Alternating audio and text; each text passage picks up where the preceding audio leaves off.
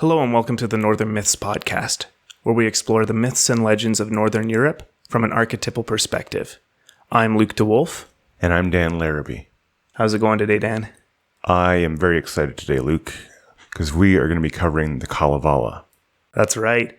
Today is episode 10, and we are very excited to be starting this new series on Finland's national epic poem, the Kalevala. So just a little bit of introduction to this fantastic bit of poetry and mythology here. So the Kalevala, as I said here, it's the national epic poem of Finland. It was compiled in the 1800s by Elias Lönnrot, I guess you'd call him a philologist or something like that. But really, his life's work, though, was the collection of all of this folklore into the Kalevala.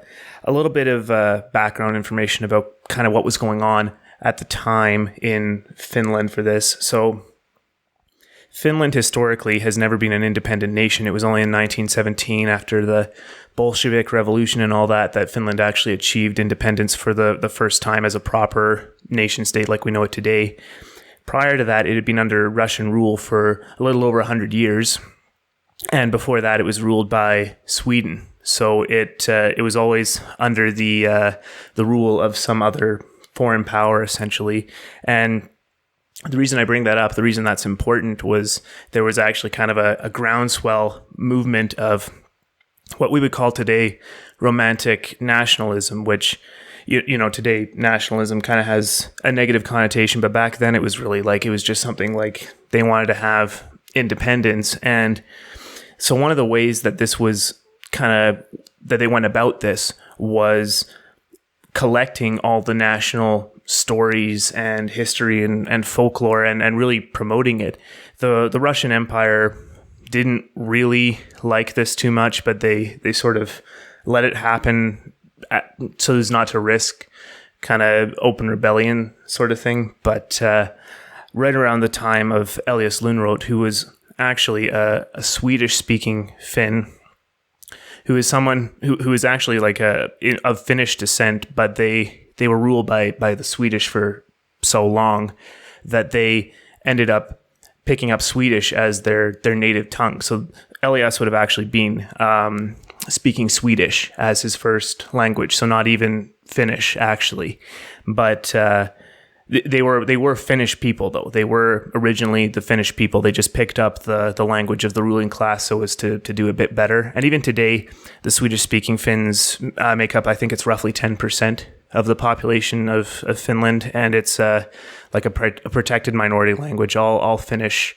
children have to learn Swedish in school just for kind of the historical reason there and to protect their minority Swedish speakers. So that's kind of something there. But you know, even Elias Lönnrot, as a Swedish-speaking Finn, understood the importance of collecting the national stories in their native language. So what he ended up doing is he would go far out into the countryside, mostly in eastern Finland, what today is known as the province of Karelia, or it's actually the province of Russian Karelia over on the Russian side of the border.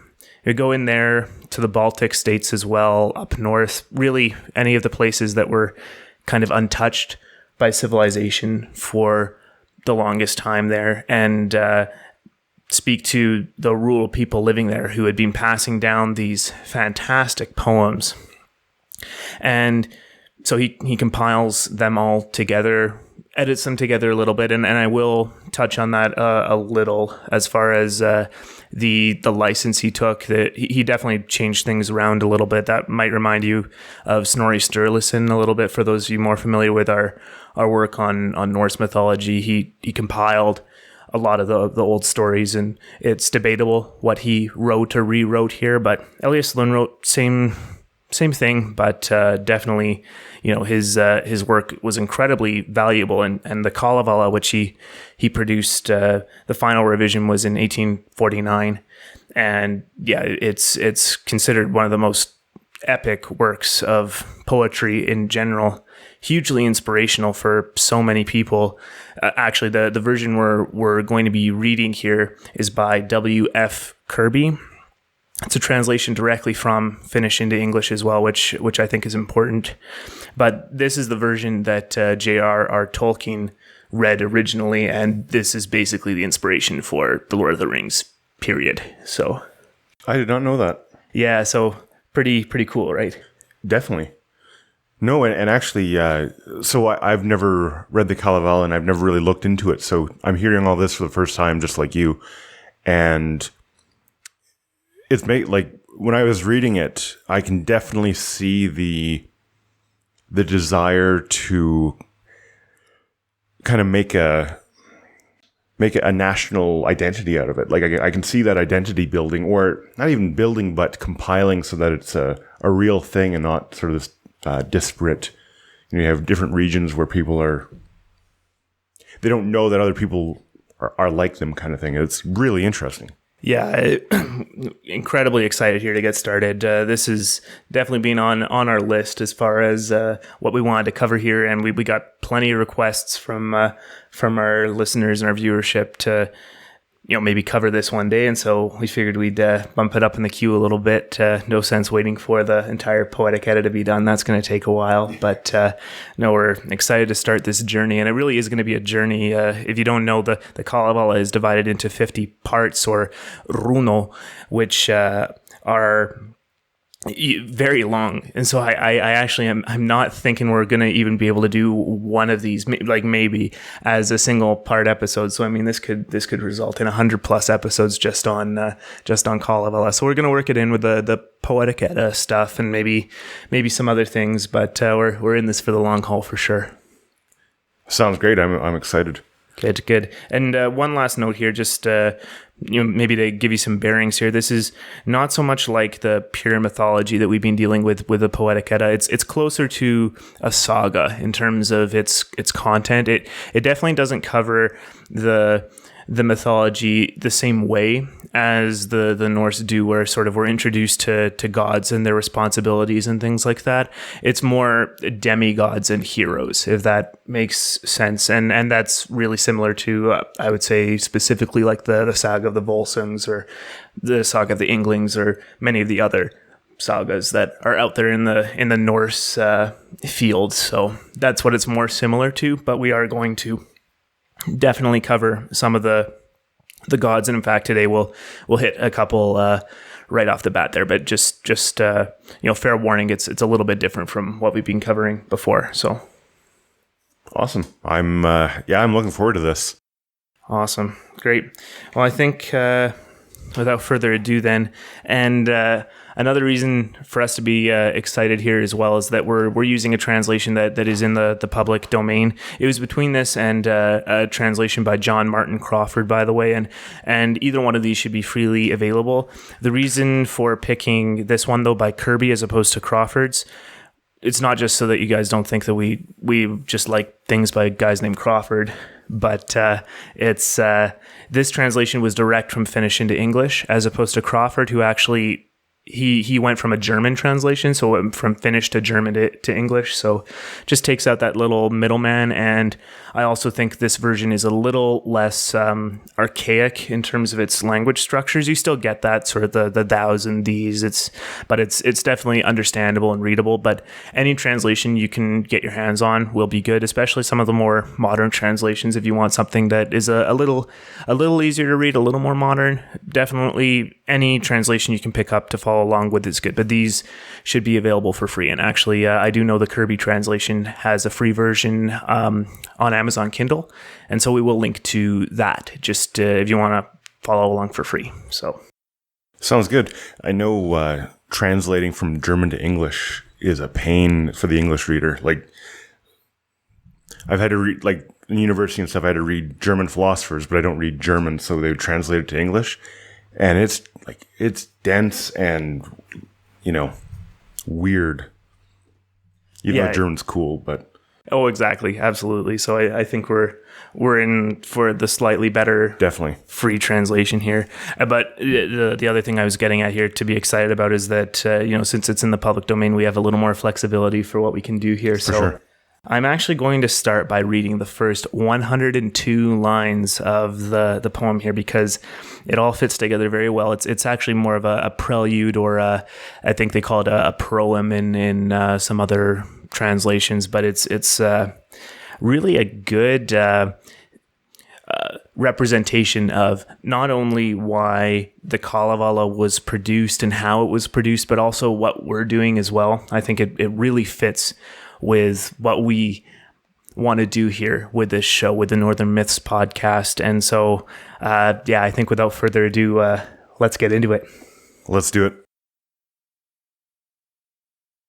Kalevala Runo 1. Birth of Väinämöinen. I am driven by my longing, and my understanding urges that I should commence my singing and begin my recitation. I will sing the people's legends and the ballads of the nation. To my mouth the words are flowing, and the words are gently falling, quickly as my tongue can shape them, and between my teeth emerging. Dearest friend, and much-loved brother, best beloved of all companions, come and let us sing together. Let us now begin our converse. Since at length we meet together from two widely sundered regions, rarely can we meet together, rarely one can meet the other. In these dismal northern regions, in the dreary land of Pohjola. Let us clasp our hands together, let us interlock our fingers. Let us sing a cheerful measure, let us use our best endeavors. While our dear ones hearken to us, and our loved ones are instructed, while the young are standing round us, of the rising generation. Let them learn the words of magic, and recall our songs and legends of the belt of Väinämöinen, of the forge of Ilmarinen, and of Kaukomieli's sword point, and of Joukahainen's crossbow, of the utmost bounds of Pohjola, and of Kalevala's wide heathlands. These my father sang aforetime as he carved his hatchet's handle, and my mother taught me likewise as she turned around her spindle. When upon the floor, an infant, at her knees she saw me tumbling, as a helpless child, milk-bearded, as a babe with mouth all milky. Tales about the Sampo failed not, nor the magic spells of Louhi. Old at length became the Sampo. Louhi vanished with her magic. Vipunen while singing perished, Lemminkäinen in his follies.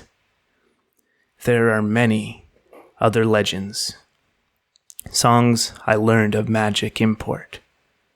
Some beside the pathway gathered, others broken from the heather, others wrested from the bushes, others taken from the saplings, gathered from the springing verdure or collected from the byways as I passed along as herd boy, as a child in cattle pastures, on the hillocks rich in honey, on the hills forever golden, after Muurikki the Black One, by the side of dappled Kimmo. Then the frost his songs recited, and the rain its legends taught me. Other songs the winds have wafted, or the ocean waves have drifted, and their songs the birds have added, and the magic spells the treetops. In a ball I bound them tightly, and arranged them in a bundle. On my little sledge I laid it, on my sleigh I laid the bundle. Home upon the sledge I brought it, then into the barn conveyed it. In the storehouse loft I placed it, in a little box of copper. In the cold my song was resting, long remained in darkness hidden. I must draw the songs from coldness. From the frost must I withdraw them. Bring the box into my chamber. On the bench end lay the casket. Underneath this noble gable, underneath this roof of beauty, shall I ope my box of legends, and my chest where lays are treasured? Is the ball to be unraveled, and the bundles not unfastened? Then I'll sing so grand a ballad, that it wondrously shall echo, while the rye bread I am eating, and the beer of barley drinking. But though ale should not be brought me, and though beer should not be offered, I will sing, though dry my throttle, or we'll sing with water only to enhance our evening's pleasure, celebrate the daylight's beauty, or the beauty of the daybreak when another day is dawning. What do you think of that, Dan? Well, that's impressive. That's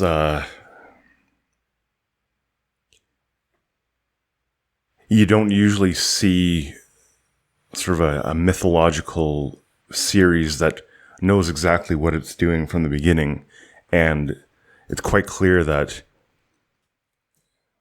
it's recounting the stories of the people to preserve them and to inform, the future generations. Now, is this part of the part of the Kalevala, or is this?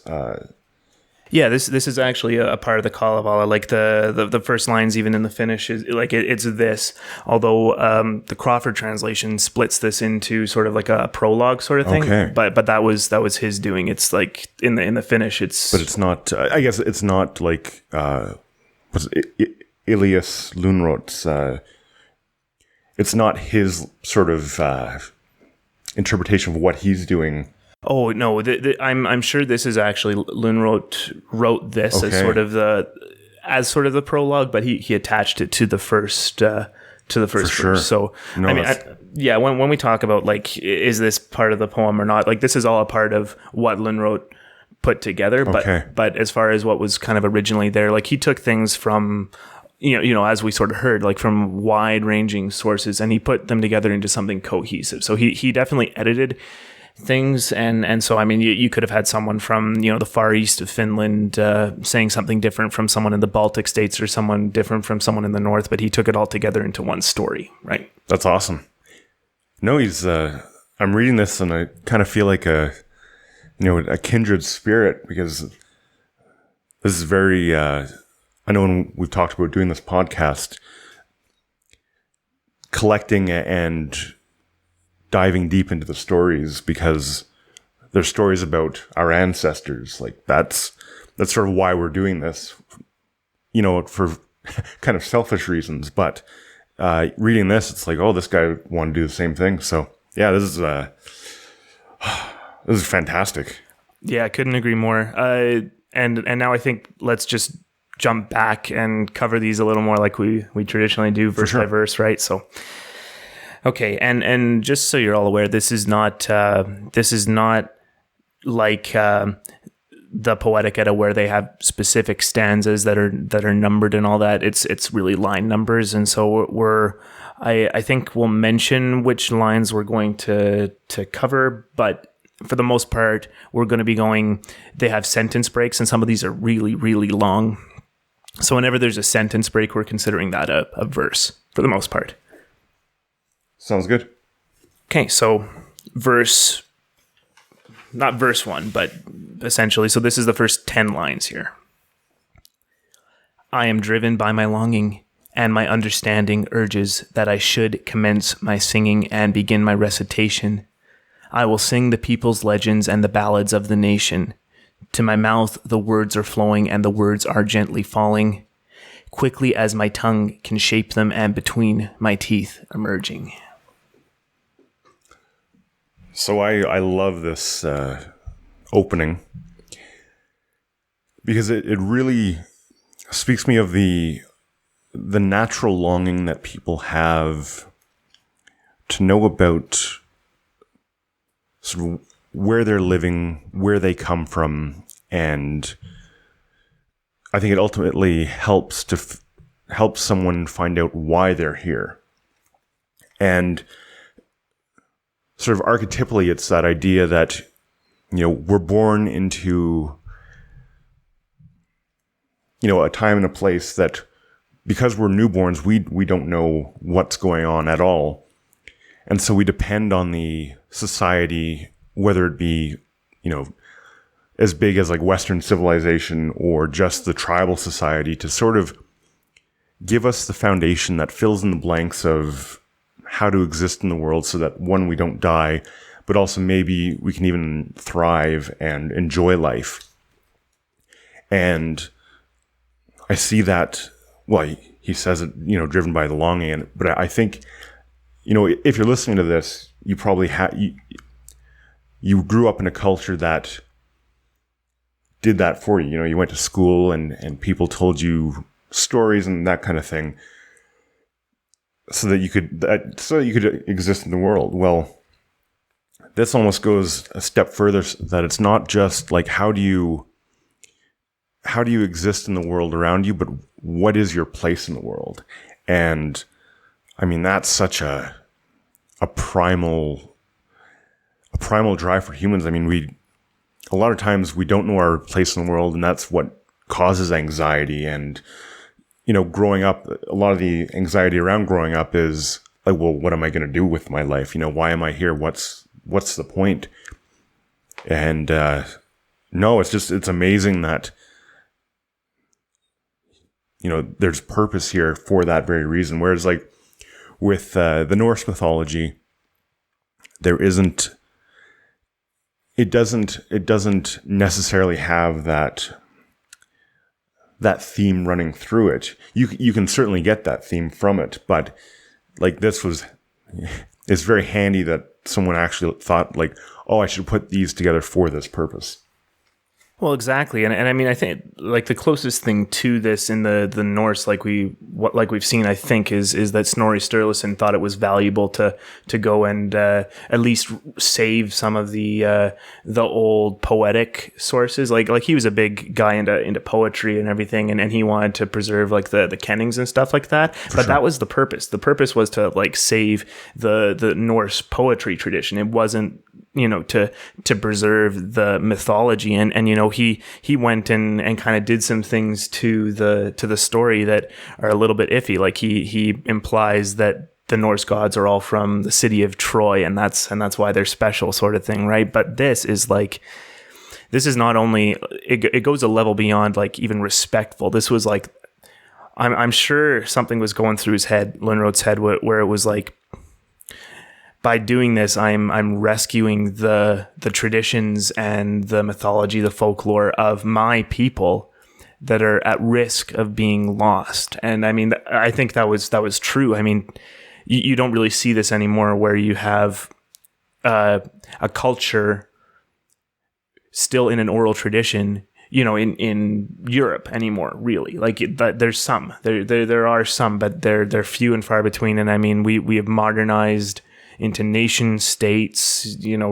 Russia and Finland kind of split the area that was Karelia, which is where most of this actually comes from, is the area in eastern Finland that was very, very rural and all that. And so you have half of this area is in Finland, and they sort of keep their traditions, and then the other half is in Russia, and they have to learn to speak Russian and all this sort of thing. But it's just amazing that there was this foresight and this understanding that preserving all this stuff is valuable, and so this is what we get for it. And I mean, there really is something to how grateful that we all have to be that Lönnrot took the time, literally the decades to go and do this and compile all this and put it together in this format. I mean, maybe he did change a couple of details or make it fit more as a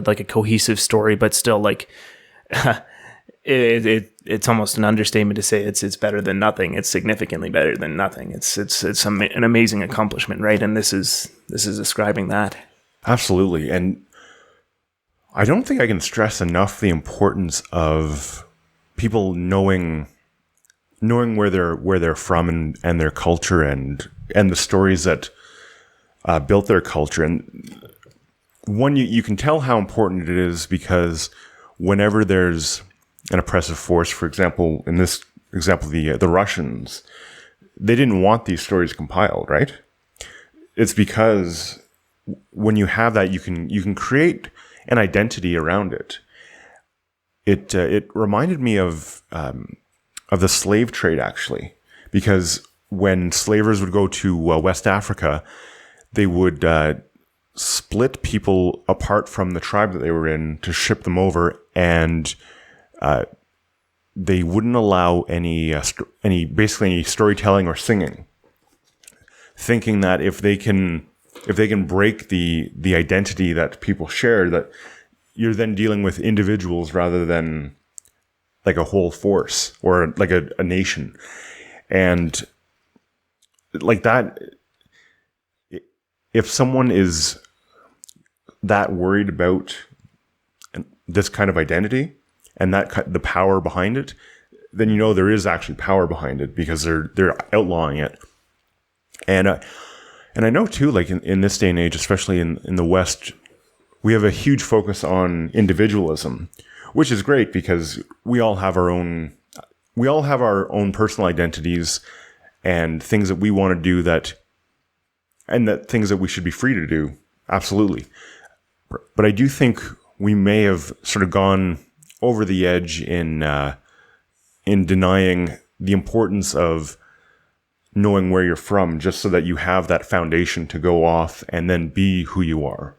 And I know, like, if you ever talk to someone who has like a strong connection to their ancestors and their culture, and like I can name off a bunch of, I guess, groups that do, like the Scottish or the Irish.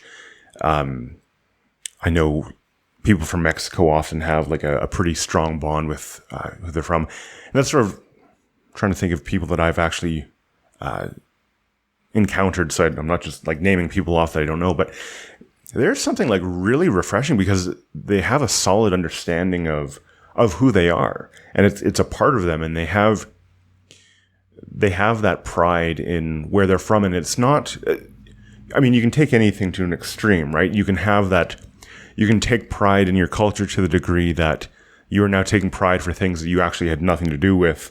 And, you know, just sort of by happenstance, you're going to like take pride in the accomplishments of your culture.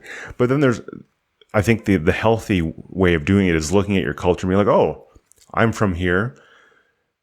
They have these great heroes, these great stories, because virtually every culture does.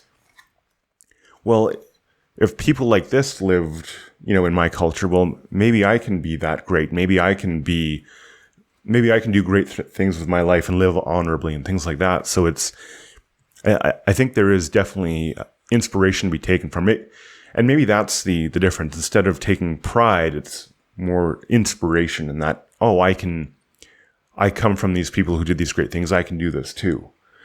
And not to go on even longer, but I recently actually saw a play, and it was a woman who, and the play was called The Chitenge Story.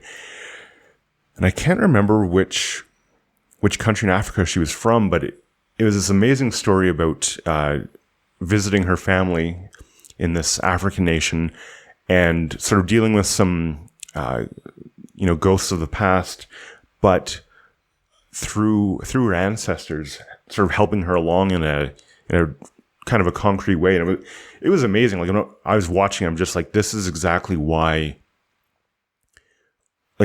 people need to know their culture and where they're from, because they can draw strength from it. And it was a one-woman show, and I spoke with her after, and it was funny because in the media you see a lot of sort of the conflicts between different racial groups in America and North America and Europe and all that kind of stuff. But, you know, I was talking with this woman who was born in Africa, and I really couldn't be further from being born in Africa, but we were really able to bond over the idea of being inspired by ancestors, and there wasn't any conflict there. It was just sort of this love and respect of like, actually, yes, it's important for people to know where they come from and to know the power of their ancestors. And like, I would venture to say that not knowing is what causes a lot of this racial tension, because you don't know who you're supposed to be without sort of that. And if you don't know who you are, there's just too much anxiety. So when other people are being who they are, it's threatening. Like, it was And I mean, this isn't some sort of cure-all for all the racial tensions in history in North America, but it is something that I found it was inspiring, it was empowering, that even witnessing her story of being empowered by her ancestors, like it rubbed off on me for sure, where I was like, geez, like there's something here. Like I can look back too. I have ancestors, so yeah, I think we've covered 10 lines, but this is what was going through my mind and just how powerful and important this story is. So, right. No, it's a fantastic little section just to start it off. And I think you're getting exactly right what the purpose is here. And I mean, that's a great distinction, inspiration versus pride. I mean, I don't think it's necessarily that you have to, it's not to turn you into like a clone of your culture sort of thing. It's just, yeah, like to know where you came from. And I mean, full disclosure, like I'm not Finnish. I'm barely even related to, I mean, like more so for the Norse and all that. Like it's Germanic. That's more of a general thing, but I'm not Finnish at all. This stuff is fantastic and inspiring all on its own. And I mean, I think that's just to say, like in this day and age, you can get inspired by pretty much anything, right? But it's, if you have that, if you're lucky enough to have that direct connection to it, I think it's all the more valuable to you, because then you're like, well, this is directly the people I'm descended from. Like, I think there is something more special there. And I mean, I would love if this was where I came from, and I'll be honest that I'm not, but it's still something that you can be inspired by, right? So definitely. And it speaks a language too, and I think that's why the archetypes are important, because it speaks to human experience, and it kind of doesn't matter where you're from or where you grew up. Like the details will change. If you grew up in Africa, you're probably not going to experience a lot of snow and coldness, but there are things that are unknown and dangers that will, that would sort of fall under the umbrella of like chaos. Well, as humans, as fragile as we are, we all deal with that. It's so it really it's powerful stuff. It really is. Yeah, I think we've said a fair bit about this, and then it's only going to continue for the next little bit here. So I think might as well move on, because there's certainly a lot more to cover here. And this is going to be lines 11 to 36. So a nice long one, as we've said. Back to the poem. Dearest friend and much loved brother, best beloved of all companions, come and let us sing together. Let us now begin our converse. Sing at length, since at length we meet together from two widely sundered regions. Rarely can we meet together. Rarely one can meet the other in these dismal northern regions, in the dreary land of Pohjola. Let us clasp our hands together. Let us interlock our fingers. Let us sing a cheerful measure. Let us use our best endeavors. While our dear ones hearken to us, and our loved ones are instructed, while the young are standing round us of the rising generation, let them learn the words of magic and recall our songs and legends of the belt of Väinämöinen, of the forge of Ilmarinen, and of Kaukomieli's sword point, and of Joukahainen's crossbow, of the utmost bounds of Pohjola, and of Kalevala's wide heathlands. So, before I get into it, I've got a question about sort of geography. I know Kalevala basically means land of heroes, right? What is Pohjola in Kalevala, or is it a separate land? Right. So I think you're gonna like this. So Pohjola, Pohjola being also sort of a shorthand for that, but Pohjola is the land of So just for the actual meaning here, so it means base. So Pohjola it means base, and then it also gets derived to other forms. Their word for north is Pohjoinen, which derives directly from this word for base. And I think that's something to like, it's the base of the world is kind of up north. It's some interesting directional symbolism, but it's effectively the same thing as Jotunheim or the unknown. It's effectively that. It's the far north wastelands to the north of Kalevala. So what we have are two people meeting, one from Kalevala and one from sort of the unknown place, coming together. That's what this is implying, I think. Yeah. Well, that's amazing. The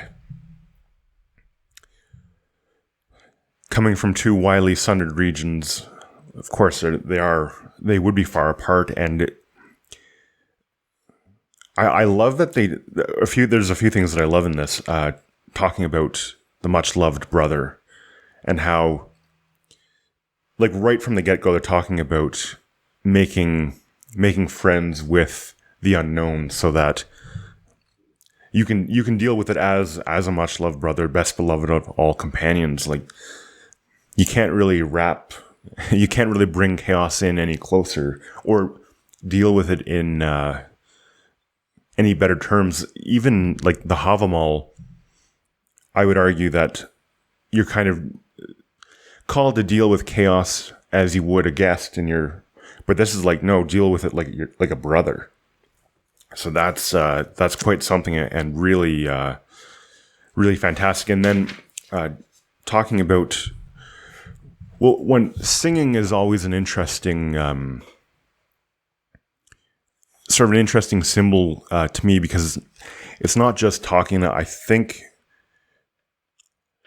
don't know if they're interchangeable, but I do think there's a very close relationship between singing and like words of magic. And how it sort of represents this idea of speaking and creating order out of chaos. You're in for a treat. Oh, if that's the connection you're already making. So okay, well, I'm very excited. But yeah, so you're coming together with your brother, the unknown, to sing these words of magic and songs of legend. That's also putting things together. That's putting the past together, so that it's ordering what's happened before in a way that is understandable to what's happening now. So yeah, that's sort of what I'm seeing, is sort of an introduction to the idea that they're going to be ordering sort of the chaos together. So through stories, right? Through stories. Yeah, and just a little bit about like kind of the singing and all that. This is how this entire poem Kalevala was meant to be sung. It was all sung by these bards, these poets, these singers, right? This wasn't like recited. I just can't do it, but one way that they would do it is that they would have two people sit across from each other holding hands, so interlock your hands like they're saying here. One would say a verse and then the other would repeat it, and that's like kind of how that would get passed down as well. Wow. Wondering can you find videos of that on YouTube or anything? Hopefully that'd be cool, huh? Yeah. But then it would sort of be like, it both knew the story. They could like sort of both say it together, and that'd be like a really cool thing. But that's also how you could pass it down, right? So definitely, I'm assuming Lönnrot did that a lot. No doubt. So, and I mean, this was before they had tape recorders. Just so we're clear, like this was before. Like he probably would have been writing this stuff down manually, or even just remembering it a lot of the time, because if you're in like an experience like this, you're not going to be just sitting there. Like maybe, but it's. Yeah, maybe. I mean, maybe you'd be like, wait, Transcendence, just a second. Let me write this down. Yeah, okay, I'm back. I know, huh? No. But yeah, so I mean, that's just something really cool here, and I think what they're actually implying here is that the two people are meeting in Pohjola, which is like, both people are venturing out into the unknown to kind of have that connection, Definitely. And I could see something else. If you're meeting with a different tribe and you wanted it to be peaceful, this would be like a fantastic way to sort of set the foundation. I know there are First Nations Canada, and I guess Native Americans in the US, where when they were meeting with different tribes, before they sort of start talking about business, they would drum together, and they wouldn't start talking about their business until they were all drumming at the same beat. and just sort of naturally, and had like a really good rhythm going.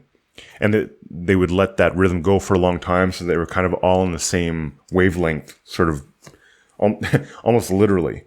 And I can see sort of the exact same thing here, where they're kind of setting up the foundation and agreeing to the rules of reality so that they can go from there. Right. No, I mean, that's really cool. And I mean, one thing on that is that, different tribes, they would have spoken different languages, sometimes related, but, a lot of the time it would have been completely different. And here's something here. Finnish is not a monolith. Like their dialects are quite diverse, actually. And you go so far as, so if you go all the way up north, you actually get to the Sami people. And the Sami and the Finnish people are related, but very, very, very far in the past. I think if I'm getting the dates right, they split off, it's estimated somewhere between 3,000 and 5,000 years ago. So it's not even like they're right next to each other, but they split off culturally a very long time ago. And the Sami are really similar to the Inuit as well of North America. Like they are essentially the native people of the far north regions of Scandinavia, but they are distinct enough from even people in the same language group. And maybe just a little bit on that, like the Finno-Ugric group or the Uralic group in general, it includes languages such as Finnish, Estonian, and Hungarian being the main languages that are spoken like in countries based on that. But it's also, this diverse set of other languages spoken mostly in Russia, like minority languages spoken in Russia. And, Samoyed being one of them, for example, that you might have heard of, and then the Sami as well up in northern Scandinavia. So it's it's a diverse group of languages. And, even though they're very close, it's very distinct. But even within what would be called Finnish proper, huge variety in their dialects.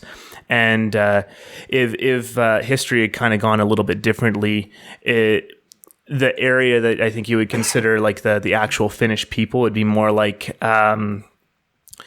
Finland proper, but then also kind of that area to the east in Russia, Karelia, and then as well down into the Baltics in Estonia. There's some, like Estonian is essentially like, Estonian people can understand Finnish pretty well, less so in the reverse, but it's like they would be considered dialects of the same language if history had aligned itself differently, I think. Oh, interesting. So, and then I think the implication here is he went like all the way through that. And Estonian has a similar epic poem. I'm forgetting the name. It's named after, it sounds similar, but it's a very similar epic poem in Estonian as well. So they've got all these connections, and I guess Lönnrot would have gone in all of these places, and he would have been like hearing it from different dialects and different interpretations, and like people coming together, right? Like it's just getting so many different interpretations. It must have first of all been overwhelming, but also like just really cool to see that kind of everywhere, right?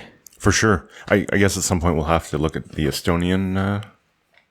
Give it a few years. Yeah. Huh? For sure. No, I'll have to look that up for next time, what exactly that is. But it's like dead on though. Like you hear the name of the story and it's like it's bang on. It's almost the same thing. It's really cool. Like not the same, but like very, very similar. So that's awesome. Yeah, it's really cool. And I think if you don't mind, just a little introduction to the characters that were brought in here. So we were introduced in this stanza to Väinämöinen, Ilmarinen, Kaukomieli, and Joukahainen. So Väinämöinen is essentially the main character of Kalevala. He is, I guess you would sort of call him like a demigod. I think that's sort of accurate here, and we'll see why. But he's definitely the hero of the story, and he's sort of this bard / shaman type. He sings, and he sings magically. Not to kind of get too far here, but that's what he does.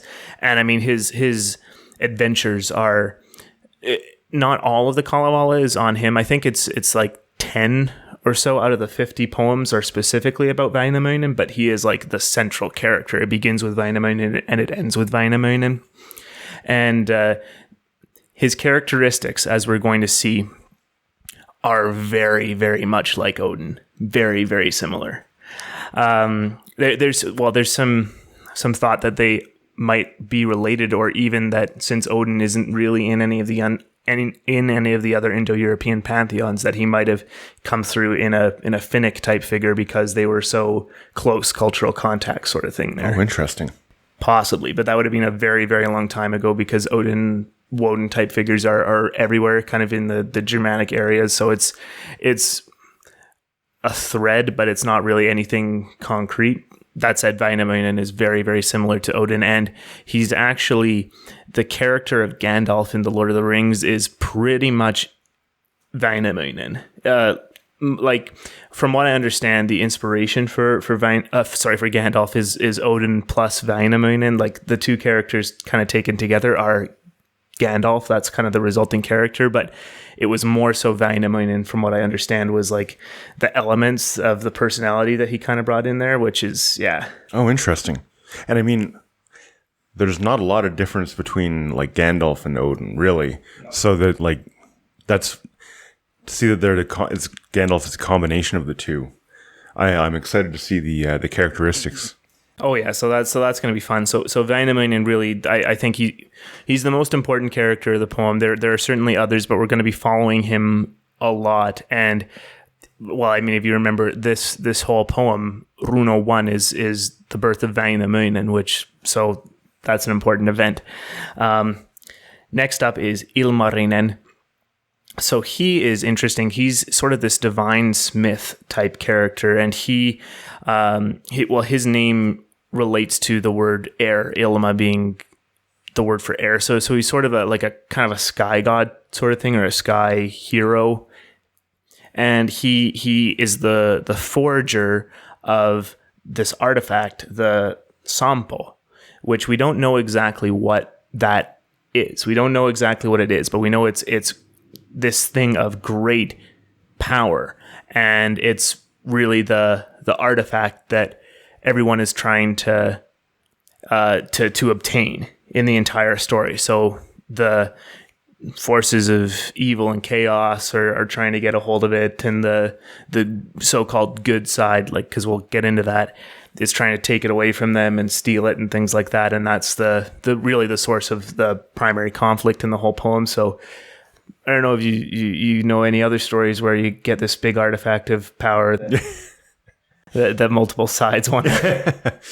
Wow! I don't think I've ever heard this story before.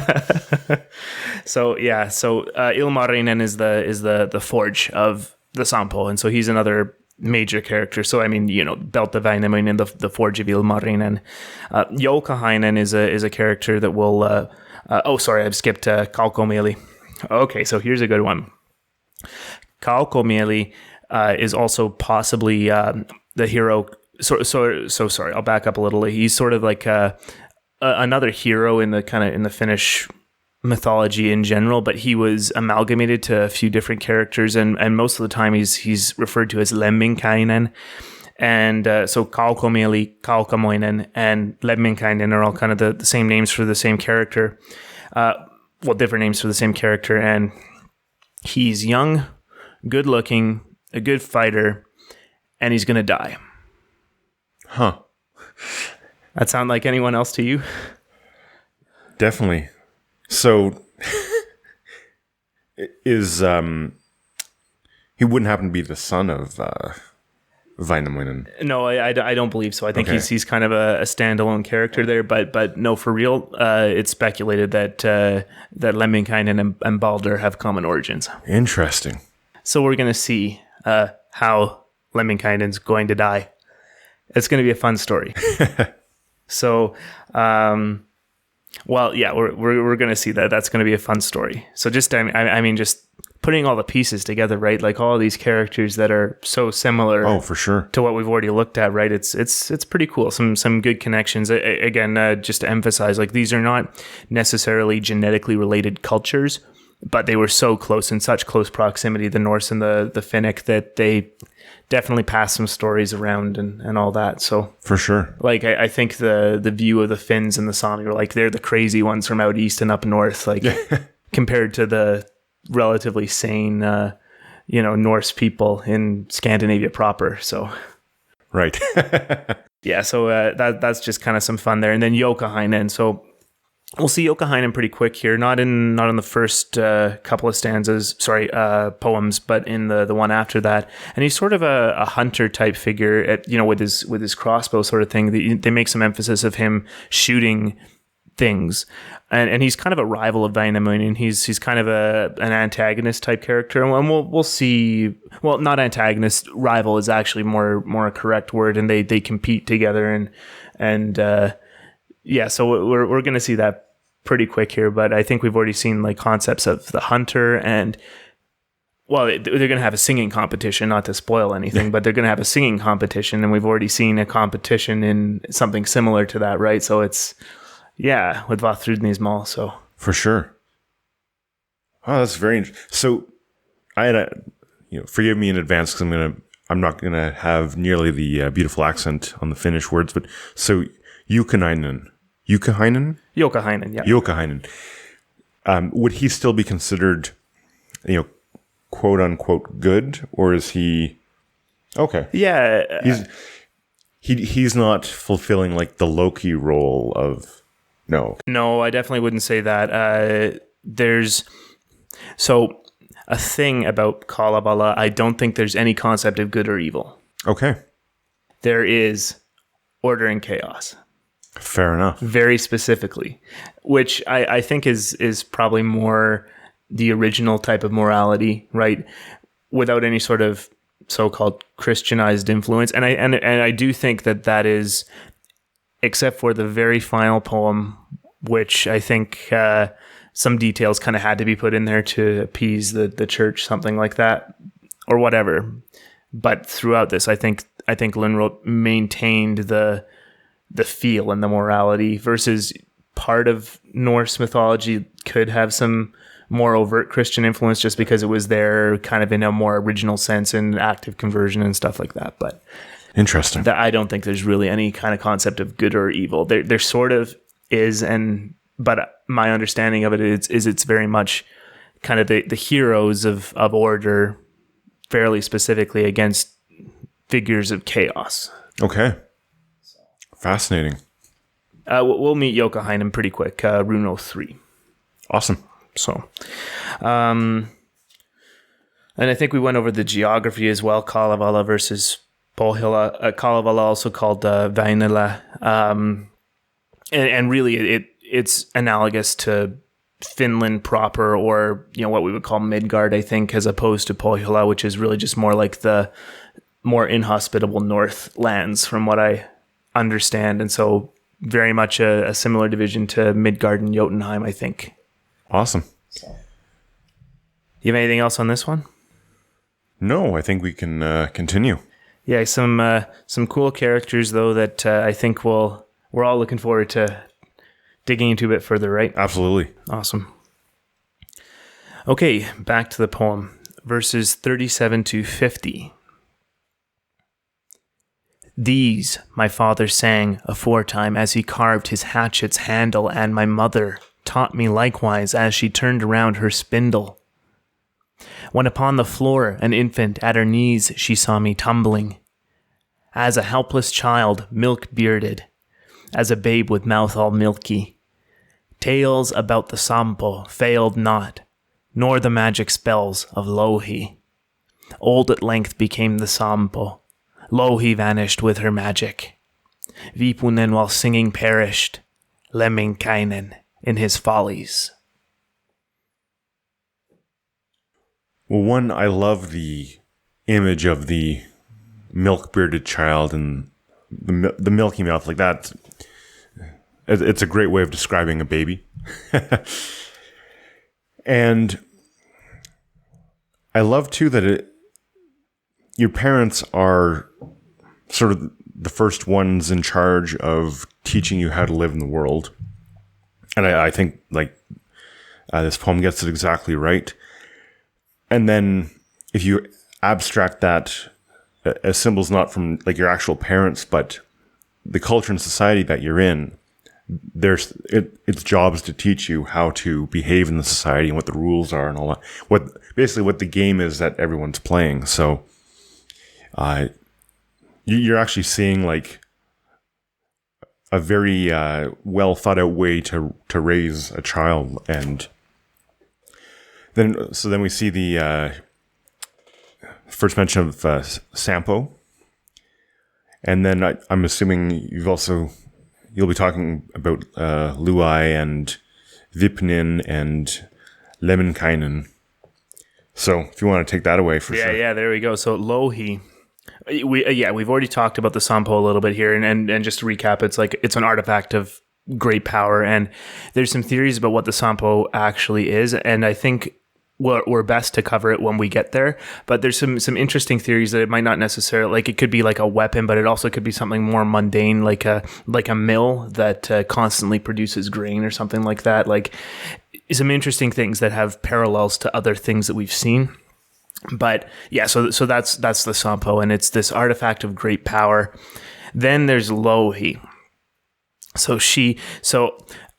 Okay, I was thinking about this. I'm gonna do it. So the phrase that is usually used for Louhi, and they use these poetic. It's not so much kennings in the Norse sense where they would use a different word, but they would use a name and a couple of adjectives sort of thing. So it's Louhi Pohjolan emäntä, which is Louhi, the mistress of Pohjola. And so she's like this witch queen, and all of her daughters are the objects of affection that all the male heroes from Kalevala want to marry. Oh, wow. Right? Jeez. So that's pretty darn cool, right? That is. And it's definitely something that I don't know. We will meet Louhi, and I think she would be the primary antagonist of Kalevala, but again, it's not so much in the sense of evil. It's in the sense of, like, she is the representation, the personification of mythological, symbological, archetypal chaos, almost in the direct sense too. Like the mistress of chaos. Absolutely. So that's Louhi. And then these other characters here, Vipunen. So Antero Vipunen is a giant that I believe he's only in one story here, but just really quick, Väinämöinen visits him because he's the only one who knows the 3 words of power that Väinämöinen needs to complete a particular spell. So that's going to be fun. That's awesome. And I don't actually know the details about him dying, but we'll get there. And then Lemminkäinen is who we mentioned before, this Kaukomieli or Kaukomieli and Lemminkäinen hero figure, this tragic young hero figure who dies. So he's a good one. That's going to be a fun one, a good cycle. He's another one of the... So actually, all of these except Joukahainan, essentially, that we mentioned in the previous stanza, have their own, what you, I guess, call cycles. I think that's the technical term that's used to describe this here, where they have a few poems that are specifically about them. Joukahainan too, I suppose. He's sort of alongside Väinämöinen the entire time, but Ilmarinen for sure, and Lemminkäinen, they have their own sort of sub-stories, subplots that... are away from the main narrative. So, well, Ilmarinen, I guess, is very much part of the main narrative, though. So, I don't know. Yeah, it's really incredible how refined the stories are. That the archetypes are so dead on. There's not a lot of guesswork. It's like they knew going into these stories what they were, and then not that they would have, like. I'm sure the stories came first, but it does seem that there was a lot of refining and getting it exactly right so that everything made sense. Well, and I mean, like we've talked about before, how that can happen just organically, though, right? Definitely. Like over vast periods of time. And this is all oral history. And I mean, I think I think we've gotten into a little bit with this stanza specifically, actually, how it's very generational. And I mean, one generation not remembering this stuff can completely lose it. For sure. Or completely change the meaning, right? So it's fragile. My point on that is almost like we are so in danger of losing these old stories if we don't remember them and pass them on. And I mean, it's fantastic that we've written them down and put them on the internet and things like that. But it's like you're still at risk of losing the meaning if you don't revisit stuff like this, you know? And I mean, it's this stuff where it's like passed from mother to child or father to child. And that's important too. Father sings stories and mother sings stories. Like they both tell stories. Like that's the kid getting both sides of it, like the male perspective and the female perspective on it, and stories that would have been appreciable to both, you know? Definitely. That was something I was going to mention, I think actually in the next one, but just there's a real sense of balance here that you absolutely need both. And I guess I'm not sure, maybe in the Norse mythologies, you don't necessarily get a lot. It's not as clear about the need for chaos. Like you have Odin doing these kind of crazy things, but they're kind of seen as crazy things. And I would argue, and I'm only thinking of this now, so I don't know how far the argument goes, but that it might be sort of the Christian influence on Norse mythology, in that in Christianity there is actually a big emphasis on not having chaos, on having order, rather than working with it. And I wonder if that's sort of I wonder if in Norse mythology that is that's one of the ways that it was Christianized, in that it wasn't, the chaos wasn't given its due respect. Or, well, I mean, chaos, we know in the archetypes, is more associated with the feminine. And even saying the word chaos, there's that automatic idea, at least like in Western culture, that, oh, chaos is bad all the time. And we know that, and, you know, this isn't to rag on Christians at all, but Christianity, at least philosophically, has had a track record where it sort of pushes out the feminine. And but here we're seeing like right from the beginning, that chaos is not bad. It is just the unknown, and there's potential there, and you can become good friends with it. And that, you know, the mother and the father, you know, order and chaos are working together, and, you know, in this case, like quite literally married to each other and in love and having a family together. Like it's very neat to see that. To see that it hasn't been sort of touched by our Western ideas of, oh, chaos bad, order good. It's like, no, they're the same. Like, you need both. Well, I mean, like that's the problem, is that order also has a bad side and chaos has an incredibly positive side. It's creation. It's innovation. It's everything that. It's the polar opposite of order. It's the polar opposite of staying the same. Like chaos, I think is almost the force that we need to reinvigorate just to make any progress at all. I don't want to use progress in the sense that it's progress does not equal good in my view. Progress for the sake of progress, but it's progress in the sense of creation and innovation, right? Like that's all chaos. That comes from chaos. That does not come from order. That does not come from the masculine side of symbolism. And the negative of the masculine side of it, of order, is tyranny. It's of stagnation. It's absolutely. They both have their negatives, but I think Western civilization in general embraced the idea that order is key above all. And you know what? I think that led to the stagnations of the Middle Ages. Like the Renaissance was the reinvigoration of positive chaos, I think, where they were actually innovating and letting themselves have ideas. And that all comes from that symbolically. That's key here. None of what we're saying is implying that, you know, if you're a man, you are immediately just order and masculine only and things like that. And same thing goes for, you know, a woman, right? So it's exactly. Yeah, it's not. I think the reason why gender gets put into it is that, in general, men were the ones who would sort of well, basically guard the borders of what's known. And women are mysterious. They can make babies. Like, babies come from, that's like, holy crap. Right. So, and I think that's why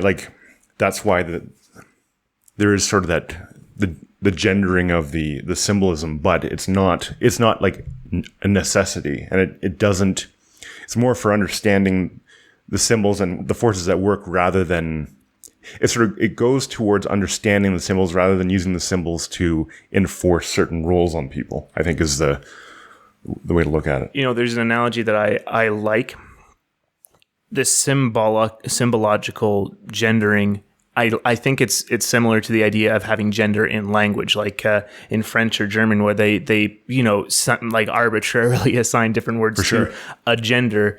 And I think it's just because that was the easiest way to kind of shorthand it. And it has no meaning. Like why is a chair feminine in German? I think that's actually masculine, but feminine in the other or something like that, right? Like, who's making that decision? No one. It just happens organically, and it's a way of understanding the world. And it's the two primary categories. It's the thing that you are, one of the things that is most intrinsic to your identity, right?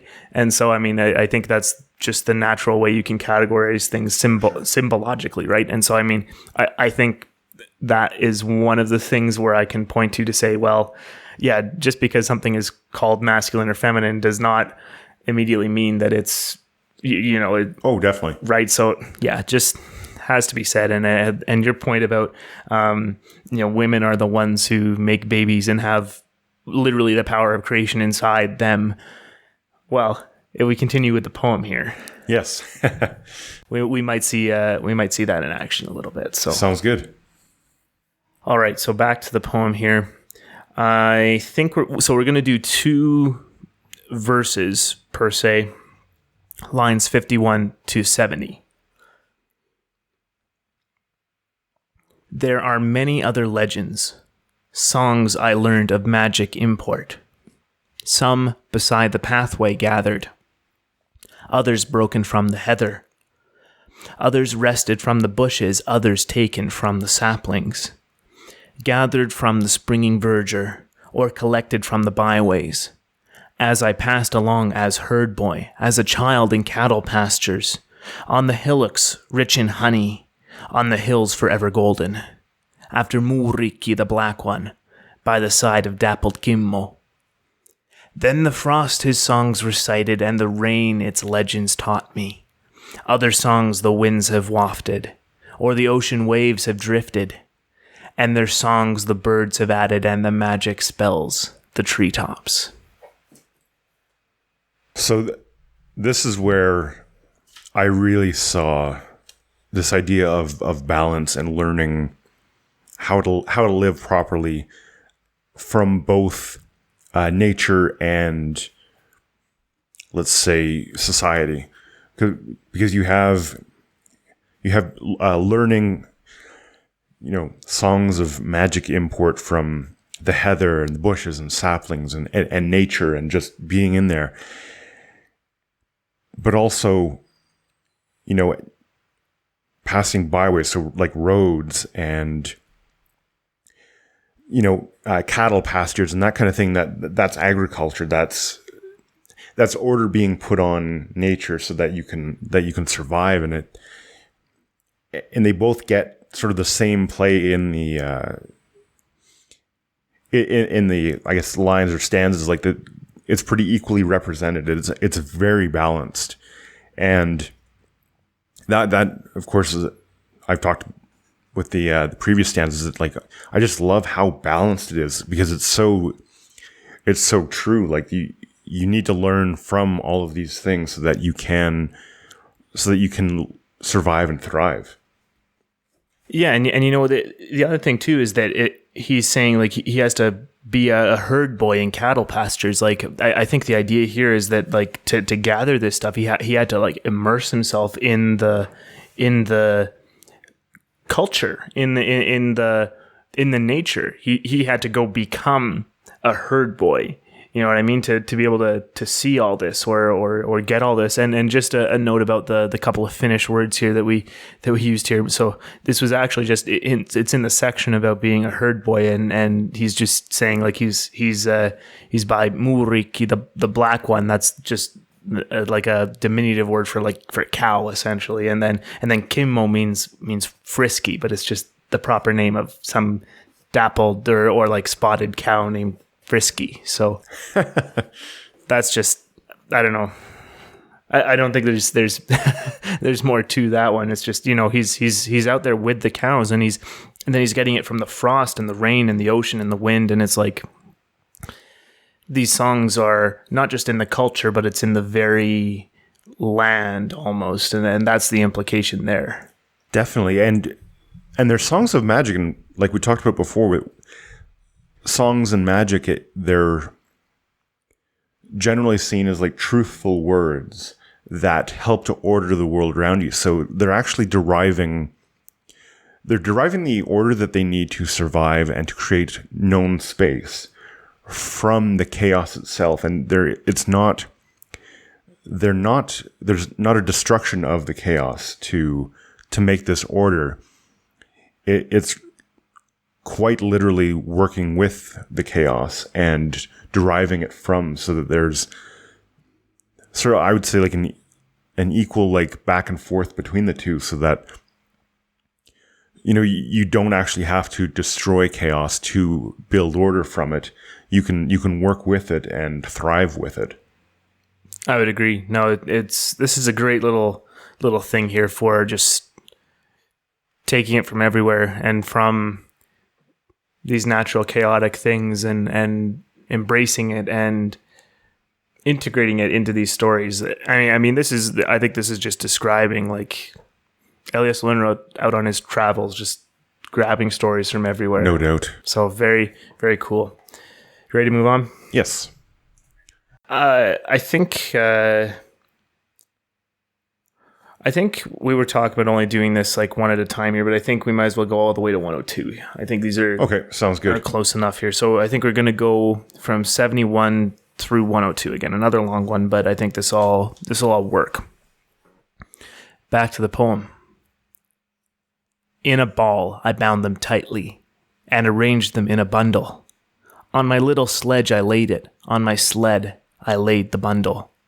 Home upon the sledge I brought it, then into the barn conveyed it. In the storehouse loft I placed it in a little box of copper. In the cold my song was resting, long remained in darkness hidden. I must draw the songs from coldness, from the frost I must withdraw them. Bring my box into the chamber, on the bench end lay the casket. Underneath this noble gable, underneath this roof of beauty, shall I ope my box of legends, and my chest where lays are treasured? Is the ball to be unraveled, and the bundles not unfastened? Then I'll sing so grand a ballad that it wondrously shall echo, while the rye bread I am eating, and the beer of barley drinking. But though ale should not be brought me, and though beer should not be offered, I will sing, though dry my throttle, or will sing with water only, to enhance our evening's pleasure, celebrate the daylight's beauty, or the beauty of the daybreak, when another day is dawning. So that's just like an epic way to talk about, I'm assuming, what Lönnrot was doing, and very specifically, you know, recovering the songs and stories from the frost and then from where they were stashed away in I was wondering when I was reading about like the little box of copper, you know, what would that represent? And what I'm thinking now is that everyone, you know, in the countryside and the rural areas, and even now, we all have these stories that we know, but they're tucked away, that we don't look at them every day. And we don't even look at them, you know, once a month kind of thing. They're tucked away, and then every now and then, for whatever reason, you go back and look at them. Well, he's going and he's purposefully getting them so that he can he can talk about them every day and spread them. And, with that, you'll have the dawning of a new day and all that kind of stuff. So that's awesome. And I can really see the revolutionary act that this was, and how he really is reclaiming the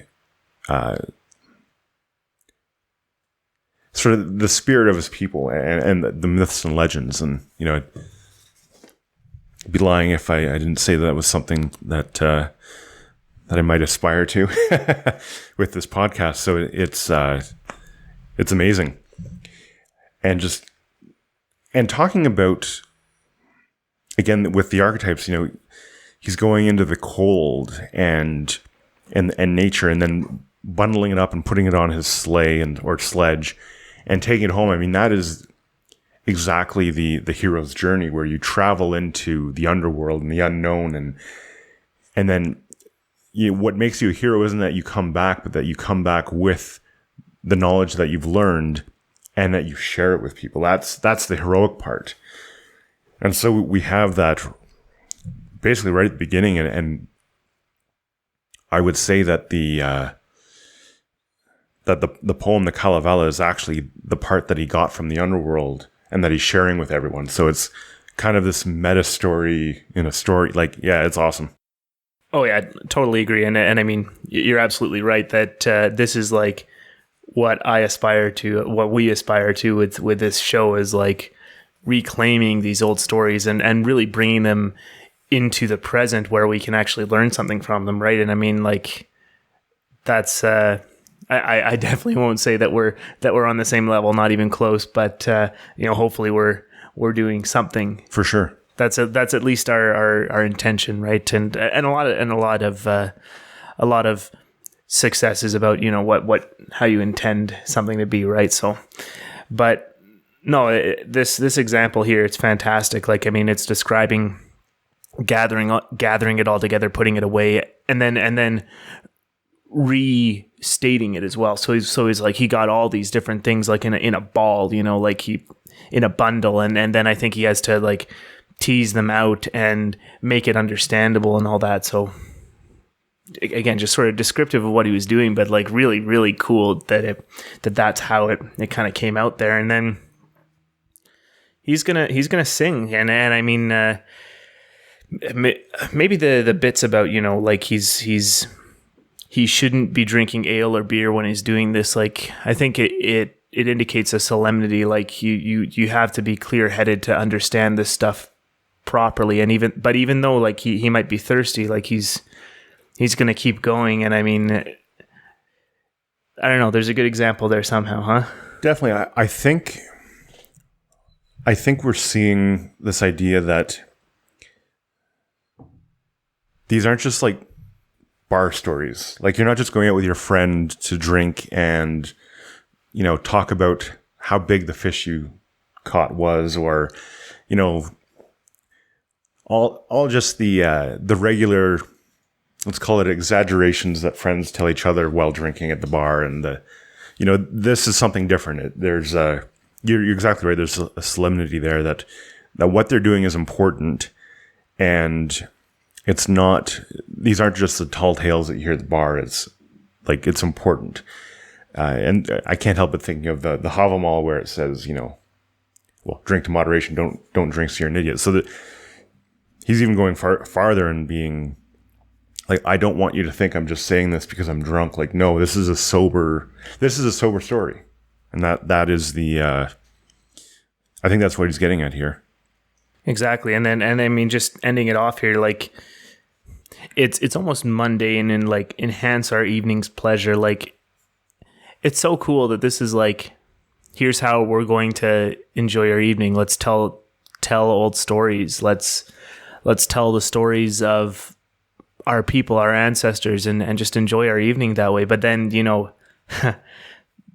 when another day is dawning, I mean, like, symbolically, that's like, the dawn is huge. It's like, that's the hope, that's the renewal, that's the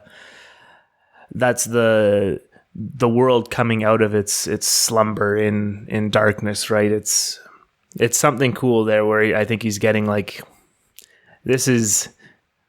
we're reclaiming this and retelling this for a new day. And I think he said something like for a new generation there earlier, and it's like... Oh, for sure. Singing these songs in front of new generations. No, it's...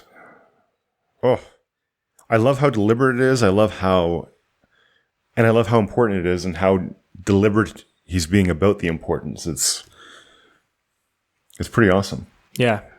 He understands the power of stories. Like, he really gets it, and he's not he's under no illusions about what they can do. Like, okay, ready for this? Just blew my mind. This in itself is a magical song because it became sort of the national, like, the national identity. Like, think about that. Like, mere stories, mere words were able to transform, like, free thinking people and bring them together like that. If that's not magic, like, because we can't measure that scientifically. There's no weight or anything to it. It's just, there's no empirical solid thing to measure. But we have this poem that, you know, with the right words in the right order, it was able to, you know, inspire these people that they weren't, I mean, they were under an oppression, at least in their identity, right? Like the Russians and the Swedes were in control of them. And this was able to help give them independence and freedom from that. It was such a powerful, I'm going to say magical song, that it was able to overthrow or throw off the oppressors. So, wow. Yeah, I know. That's getting into like kind of a meta level too, because I mean the implication is that songs in general are magic. That's like, if there's one thing you want to take out of the Kalevala as a whole, that's what it is. And then this is like sort of the meta level where it's like, here's the song describing what's actually kind of happening and the process. And I'm sure this was put in for like, here's why I did this. And like, I don't think that's selfish. That's like, no, here's what this is for. Like, go in knowing the purpose of this story being put together the way it is. It's like, yeah, let's reinvigorate these old stories. Let's use it to enhance the enjoyment of our lives, but also something so much more, right? Exactly. And I think with that is the prologue section, and now I think we can get into the story proper. Sounds good. Let's do it. I'm after that prologue, I'm excited to see exactly what we're in for. Yeah, so should be fun. Okay, I think we're going to do 2 verses here to start off with here because they're short and quite related. So this is going to be lines 103 to 116. Back to the poem. I have often heard related, and have heard the song recited, how the nights closed ever lonely, and the days were shining lonely. Only born was Väinämöinen, and revealed the bard immortal, sprung from the divine creatrix, born of Ilmatar, his mother. Er's young daughter was a virgin, fairest daughter of creation. Long did she abide a virgin, all the long days of her girlhood, in the air's own spacious mansions, in those far extending regions. So now we're getting into the mythology, and so the first thing I'll point out is I'm going to assume that, like, we're kind of in prehistory here again. If you go back to the Voluspa, that's sort of the common place to start a creation story is before history.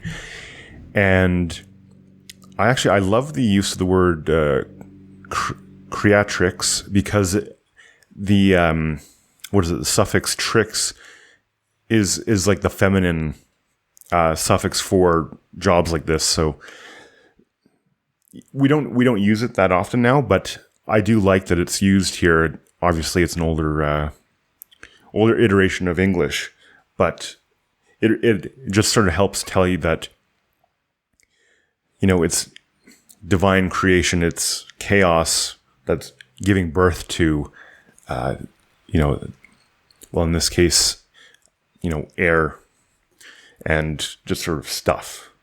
Well, yeah, no, and I mean, like, the parallel here is quite exact, and I'm sure this was precise.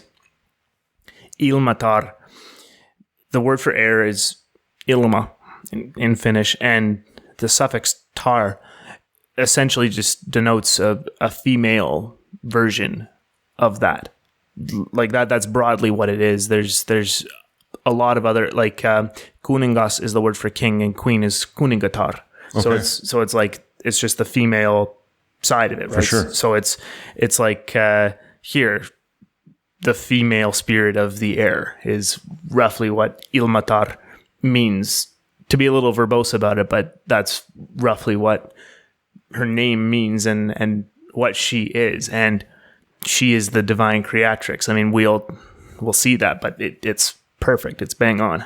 Yeah, it's exactly like there's no ambiguity here, which is pretty awesome. And I love, well, from what I can tell from what's written here about air is that, long did she abide a virgin, and that to me tells me that she's still unconscious, and that something will have to happen for her to sort of reach maturity, and so that she's able to create things and to sort of fulfill, what it is that she wants to do with her life and that kind of thing. And I'll just mention too, in the air's own spacious mansions, I wonder if that is sort of a symbol for kind of empty space. There nothing is there yet. It's just air, and that being a virgin, she has not created, she has not given birth to anything yet. So right, and I mean, I think that's what I got is like, this is sterility in general. Like, this is like, there's nothing in the air, and this is certainly like the precosmogonic state of things, but the air is almost directly opposed to the water, where you have that potential is right there in those waters, versus the air is something like nothing's going on there, and so you have to descend. And there's a concept in general where it's like the air, the spirits of the air, like the thunder god or something like that, goes and fertilizes the earth, right? And so I mean, it's like you have to come down from the air to kind of get there, right?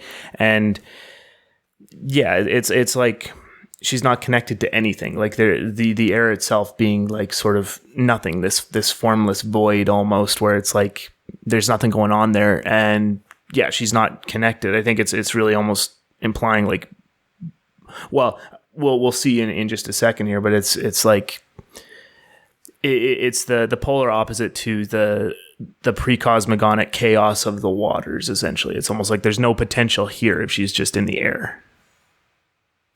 For sure, and I would say too that if you remain unconscious, there's no potential there either. Just so this is, again, it's one of those things that's working on a bunch of different levels. So it tells me that that they've got it right, that they've got the archetypes right, and that they're telling the sort of the proper story. And I'll just say here, I mean, this is not to imply that in general, like the story for a young woman in general is not to, not be a virgin and blah, blah, blah. This is a symbolic, for sure, story. Just so we're clear. I think we'll move on. Let's do it. All right, 2 more verses again, lines 117 through 126. Wearily the time passed ever, and her life became a burden, dwelling evermore so lonely, always living as a maiden, in the air's own spacious mansions, in those far-extending deserts. After this, the maid, descending, sank upon the tossing billows, on the open ocean's surface, on the wide expanse of water. So here we go. Remaining unconscious, life does become a burden because you're not engaging with it. And I mean, if you're conscious, life is a burden as well, but you understand that. This is just, it's sort of pointless suffering because you don't know why it's awful. And absolutely, there would be loneliness there. And they also talk about the air, in the far extending desert. So I think our interpretation of the symbol of sort of a void of nothing really being there is the right one.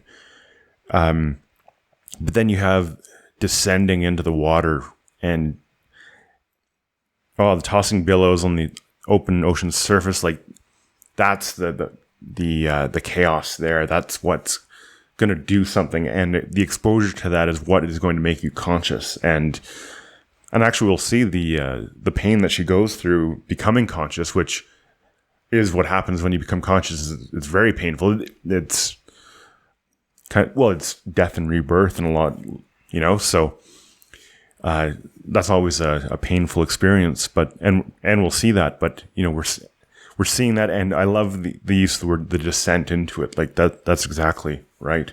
Yeah, and what I wanted to emphasize here was the transition between these two verses, where she's first of all in the air, in her airy mansions, this, again, what you said, like this sort of sterile place where she's unconscious, and then again descending into the open ocean here, right? And again, I mean, I love using this term, the precosmogonic chaos. It's like my favorite term that we get to use here, but that's exactly what she's going into. So yeah, no, it's very much specifically, and it's right on exactly the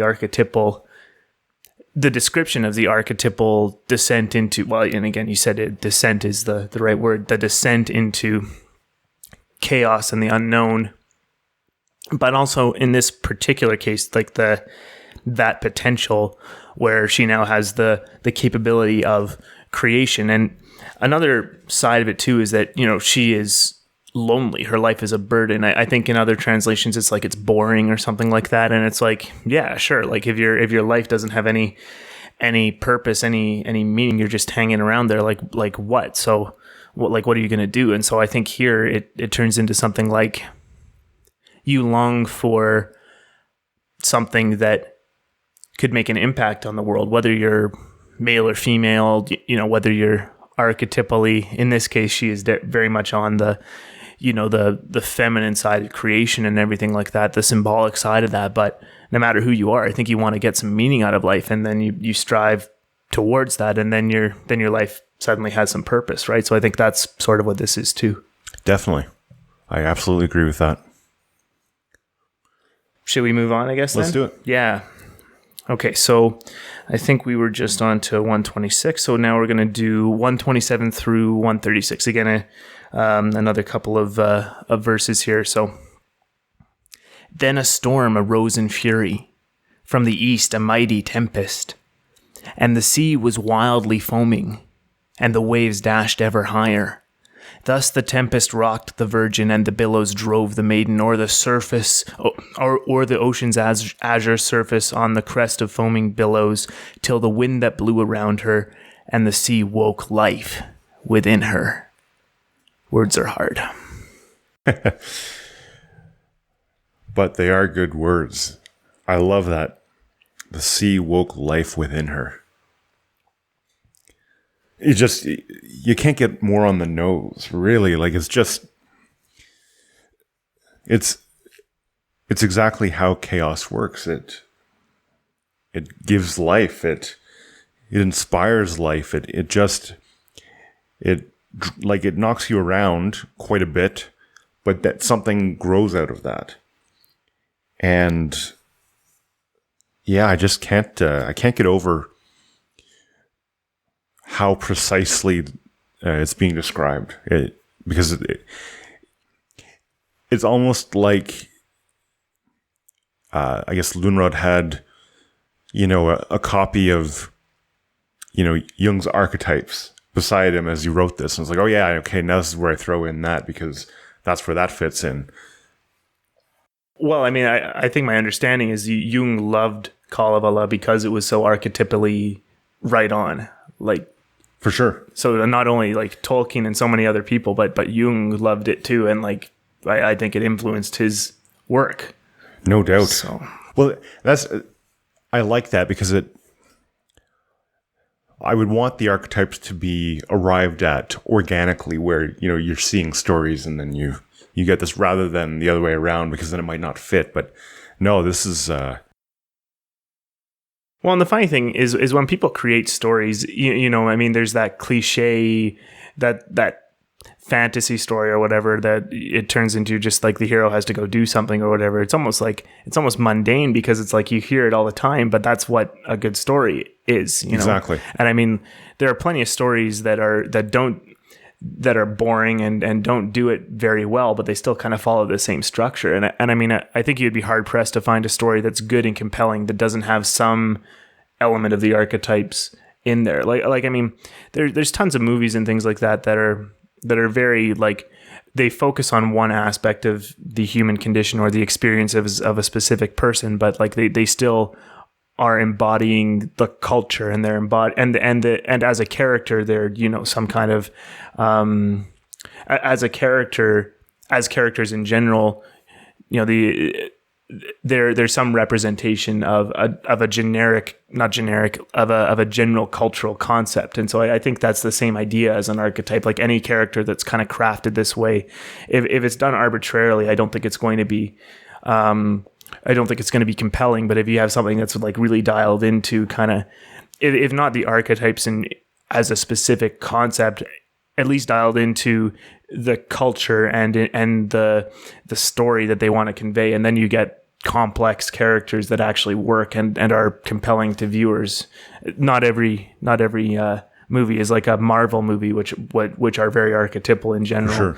Or the Lord of the Rings or whatnot, or Star Wars. Yeah, exactly. Not every movie is that, but even the ones that are like very much on the more micro level, I think they still get this though, if they're good.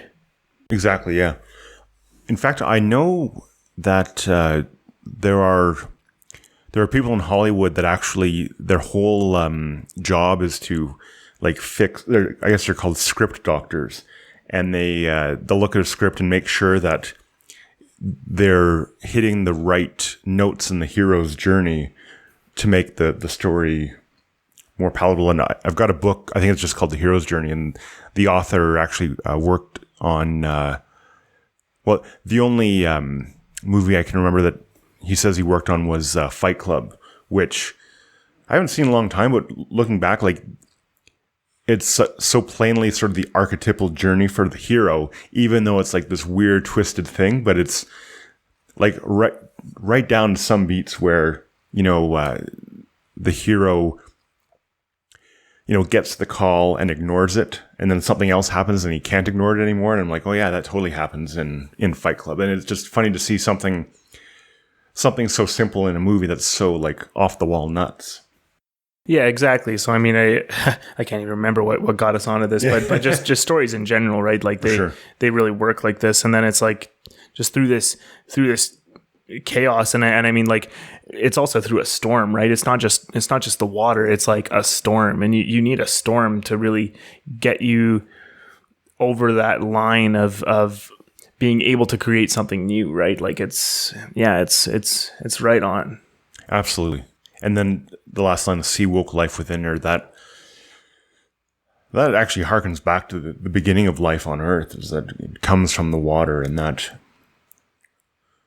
if we're, this is I'm assuming it's going to be a creation story as we go along, like, so getting that part right, that it comes from the sea, like, yes, that's where life comes from. It's primordial. And I mean, to understand that this is no longer pre-scientific necessarily, but I don't think that was like being inserted in there specifically, No, it's just sort of that nice spot where like myth and reality kind of come together, where it's explaining something that actually happened. Well, I mean, that's the thing, is like the concept of Ginnunga Gap in the Norse, where it's like you have fire meeting water, and that's how the world like gets anything. Like that one to me it's symbolic, and it's not exactly right scientifically, of course, but symbologically, like, it's describing something real. So it's, I don't know, like, this is the same thing, I think. For sure. Excuse me. Bless you. Yeah, no, and also, I was thinking about the idea of like the air coming down to meet the water, and then the tempest and all that kind of stuff. Like that's how storms start too. Like, it's like when we talk about like the Norse understanding of like the water cycle. Like, there does seem to be like a Finnish understanding of the sea and how storms are come together, and they might not know the technical details, but they know that, you know, when there's like a squall, or I assume they've seen like water spouts, basically a water tornado, that it's basically the sky coming down to touch the water, and you know, that's not a good thing if you're in it. So yeah, it's neat to see that even in this, even though we're getting to like this base of knowledge that looks at things that we take for granted, there's even things that they take for granted in these stories, like life coming from the sea, and you know, the air, the sky coming down to meet the sea is a bad thing because it's going to be stormy and everything. So yeah, it's neat. Definitely. Shall I move on? Let's do it. Okay. 2 more verses again, 137 through 150. Then she bore her heavy burden, and the pain it brought upon her. 7 long centuries together, 9 times longer than a lifetime. Yet no child was fashioned from her, and no offspring was perfected. Thus she swam, the water mother. East she swam, and westward swam she. Swam to northwest and to southwest, and around in all directions. In the sharpness of her torment, in her body's fearful anguish. Yet no child was fashioned from her, and no offspring was perfected. So here we have the agony of becoming conscious and knowing that there is actually an end goal here, which for her is having offspring.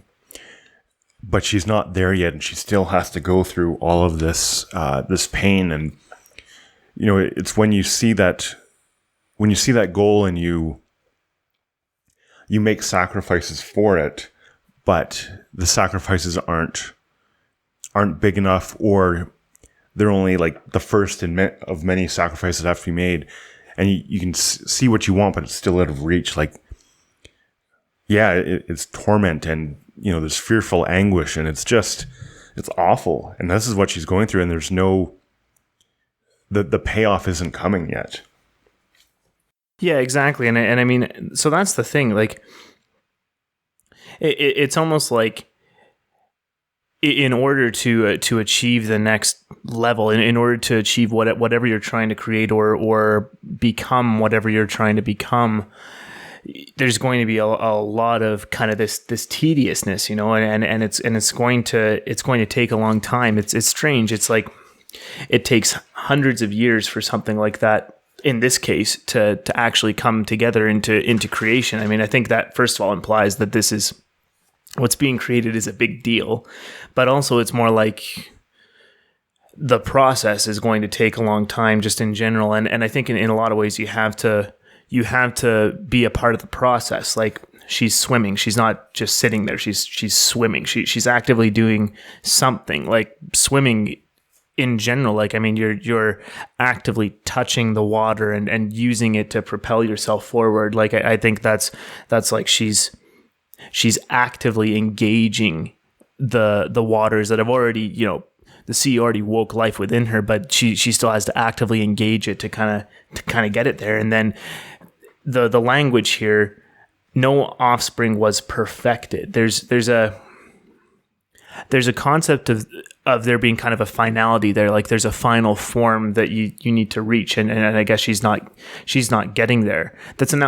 Alchemy kind of has that idea where it's like the elements just need to be perfected in order to get to like this final form, and that's what we need to figure out. But I think that's something kind of similar here. The offspring is perfected. Like maybe there's the offspring in you, or there's something inside of you in general where it can result in something new or great or whatever, but it's not perfected yet, and you need to wait until it's perfected. I think that's a lofty standard, but when you're dealing with creation, when you're dealing with the unknown, and you're dealing with creating the new, aiming for perfection, yeah, I think that's right.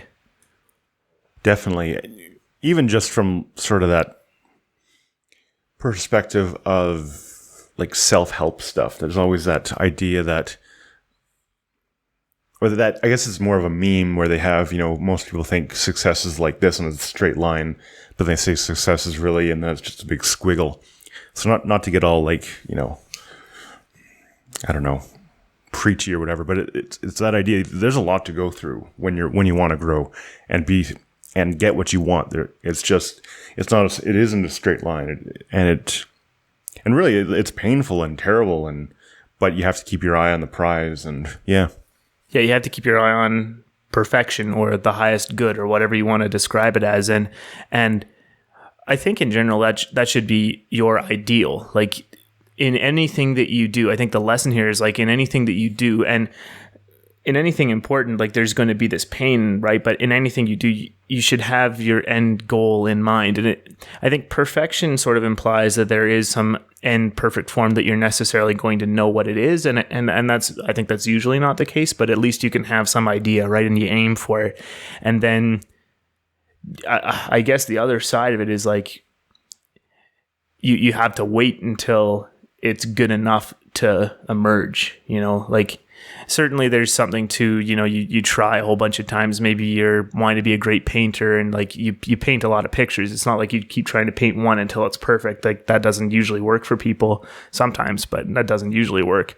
But then it's like, you still have that end goal in mind. You still have that idea of perfection. You still have that idea of what you want to eventually emerge from all your work, all your sacrifice. And it's got to be active too. She's swimming. She's not like just floating gently, which she was earlier, I think. So it's, yeah. Yeah, and you definitely have to swim. Like if you're in the ocean, if you don't do anything, you'll drown. So you see you're like trying to survive. So no, that's an important point too, that you have to swim. Shall we move on? Yes, let's move on. I think this is going to be where we ended off for today, because we're already we're at about the 2 hour mark, and I don't think we want to push this too far today. There's actually quite a bit more to go in the poem. Actually, again, these are all really long. Actually, so it's we're going to be hard pressed to ever do one of these poems in one episode here. So this one definitely we're gonna split off, but we're gonna go from verse 151 to 176, I believe. So back to the poem. Then she fell to weeping gently, and in words like these expressed her, "Oh, how wretched is my fortune, wandering thus a child unhappy. I have wandered far already, and I dwell beneath the heaven, by the tempest tossed forever, while the billows drive me onward, o'er this wide expanse of water, on the far extending billows. Better were it that I had tarried, virgin in aerial regions. Then I should not drift forever, as the mother of the waters. Here my life is cold and dreary, every moment now is painful, ever tossing on the billows, ever floating on the water. Ukko, thou of gods the highest, ruler of the whole of heaven, hasten here, for thou art needed. Hasten here at my entreaty.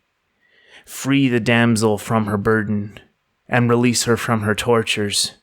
Quickly haste, and yet more quickly, where I long for thee so sorely." So she still hasn't achieved mastery of her situation. She's still being tossed around in the ocean, and now she's starting to think like, well, I kind of wish that I wasn't conscious. I wish that I hadn't left my comfortable home. And I think that's a very common lament when you're going through change. Like, why is this happening to me? Life was so much simpler back then, all that kind of stuff.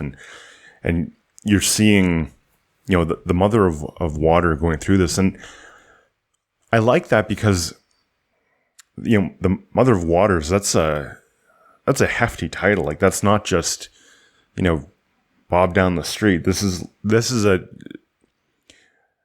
deity, or at least a demigod that's sort of a primordial being who still has to go through this. So you can read this and it's not some far off entity or being that you can't relate to. This is exactly the same thing that you have to go through when you're going to change, and that, you've been plunked into the ocean or chaos for whatever reason.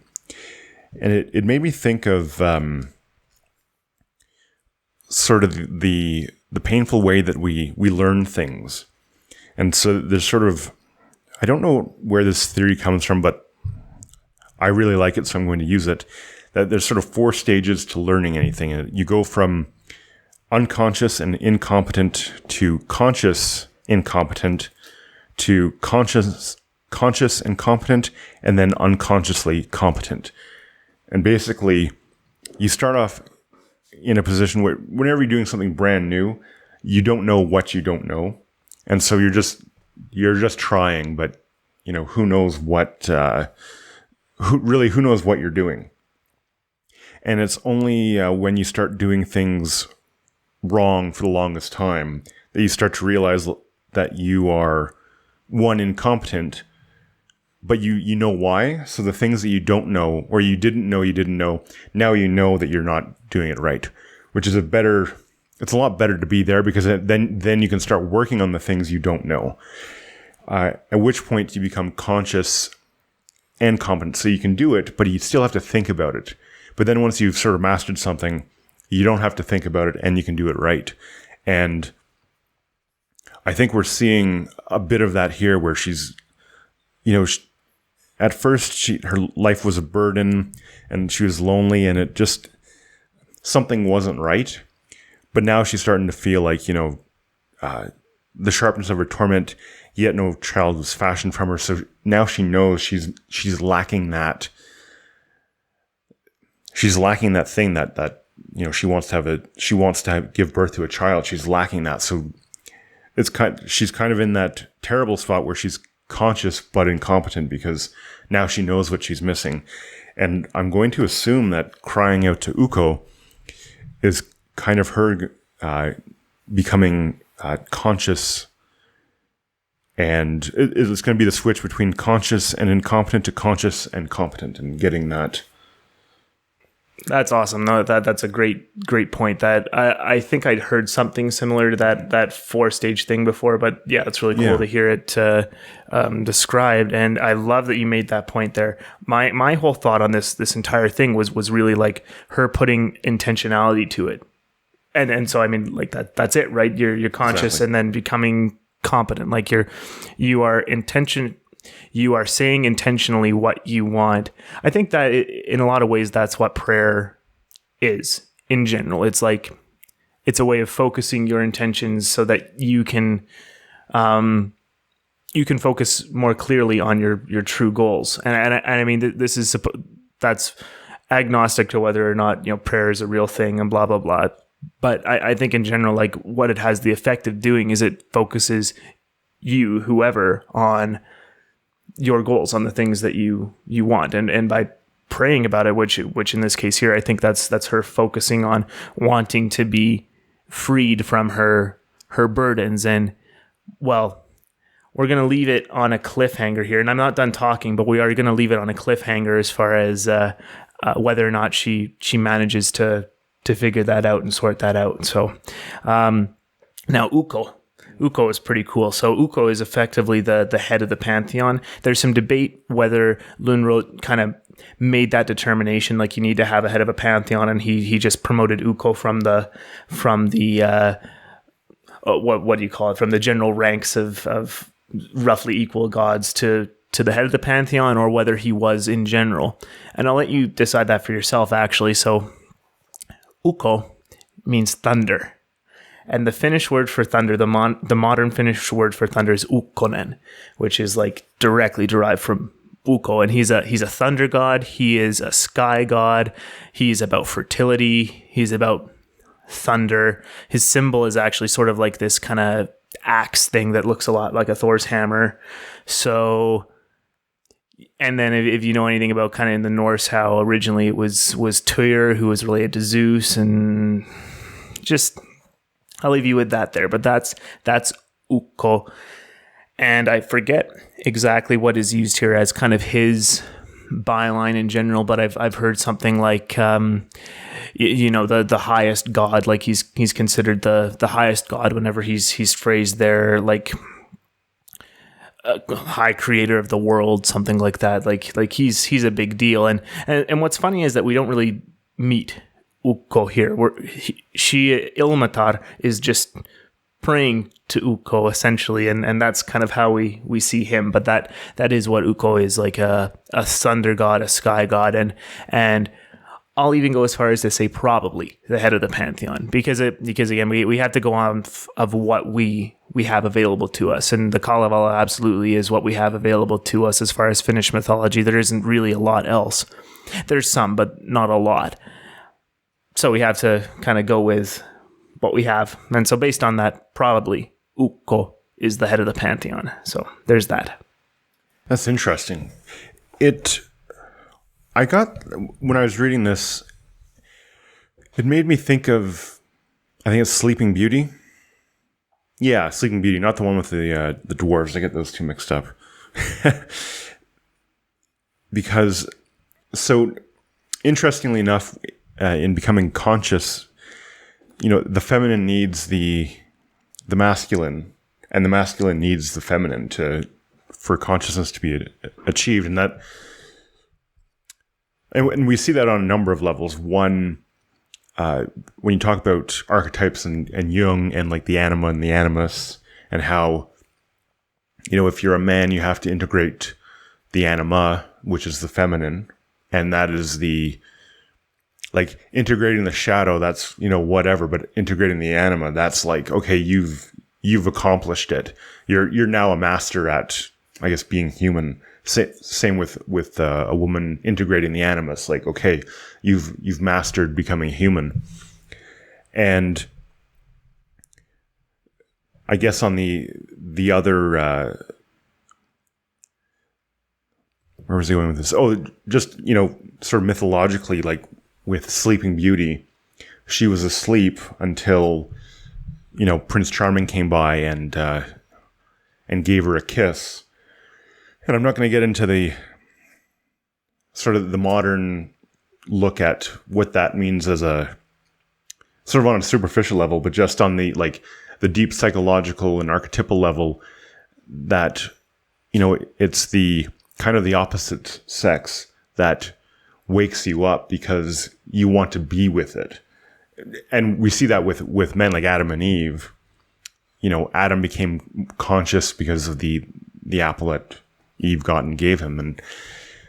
And that's true just, in a very real, like not mythological sense at all, where, when you get to that age where you start noticing people in a romantic way, if you're one of the unfortunate ones that, and this is, I think, applies to basically everyone, that, the first time you like someone, it usually ends in heartbreak because they don't like you back for whatever reason. And then you kind of realize you have to look at yourself from the perspective of this person that you really, really liked. And I'm using the word liked with quotation marks, just to be clear.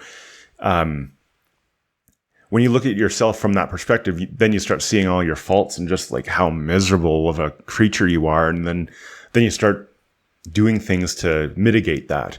And that's sort of what that's sort of what becoming conscious is, and that's why it's sort of the opposite sex that would do that. Now, I'm going to assume it's similar, like, you know, if you're gay or whatever, it's going to be trying to, I guess in a universal sense, it's when you want someone else to appreciate who you are and they don't, that's sort of the thing that wakes you up and, you know, makes you realize you have to work on yourself. And I think she's actually crying out to Ukko for that realization, that perspective that, like, okay, I want to be conscious, and now I'm coming to you for that. Interesting. Yeah.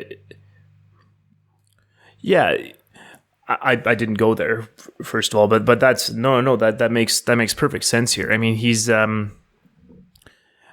guess if you go to a generic figure, and I mean, as a sky god, she was originally from the air or something like that, and I'm wanting to integrate that. And I suppose maybe the order side to the creation of chaos is sort of like you are now intentionally shaping it. And I mean, we're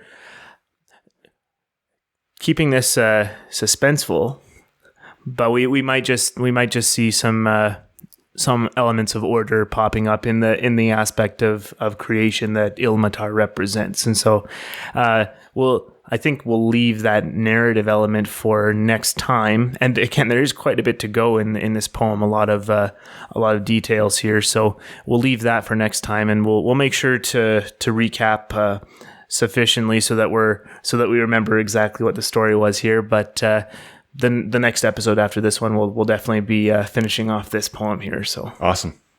I don't really have anything more here to say on this.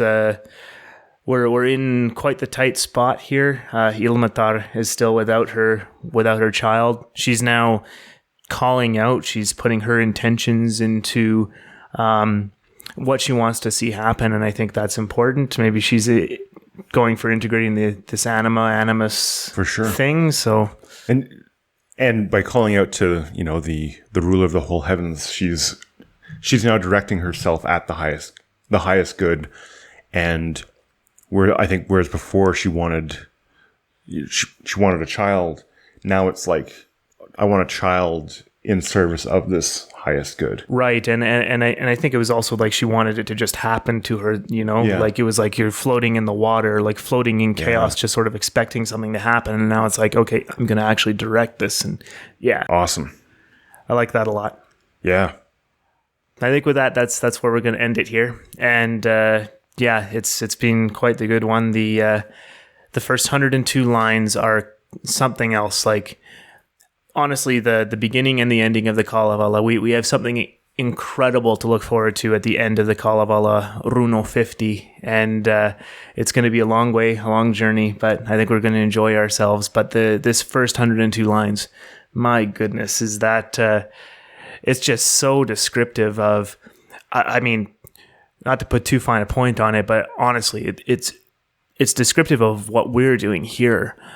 The reclaiming of these old stories and the bringing them into the modern world and that understanding. And I mean, this is how the Kalevala was created. The Kalevala as a story didn't really exist until it was put together like this by Lönnrot.